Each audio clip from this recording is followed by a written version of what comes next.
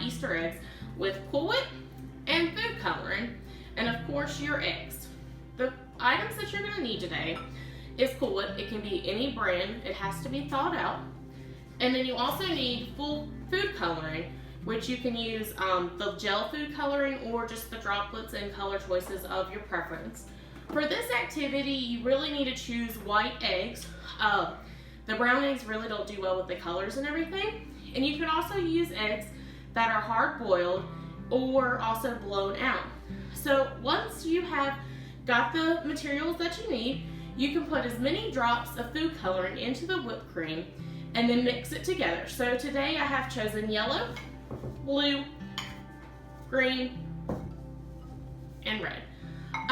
Some of these colors show up better than others, so the more droplets that you put into the Cool Whip, the darker colors that you will receive.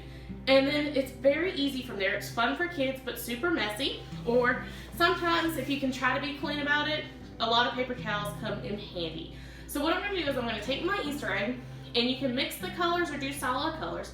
So for example, if I just wanted to do a solid blue egg, all I'm really doing is just rolling the egg into the food coloring all the way around as you see in the picture.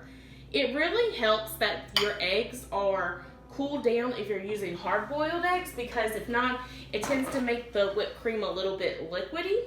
So what you can do is you can either set this down to let it dry and then remove the whipped cream for a darker color, or if you want to, you can actually remove the whipped cream right now, as what I'm doing here.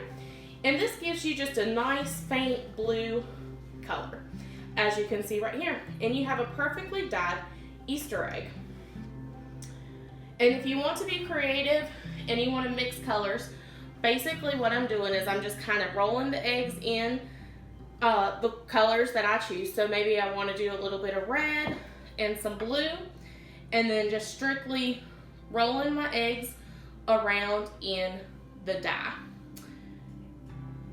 And like I said, kids really have fun with this. The parents don't like it as much because there can be somewhat of a big cleanup.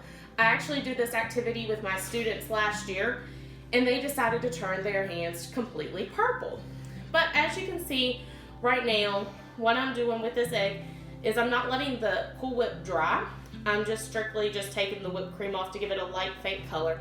And as you can see, our red didn't turn out as well as our blue did, just because it's a little bit more of a fainter color.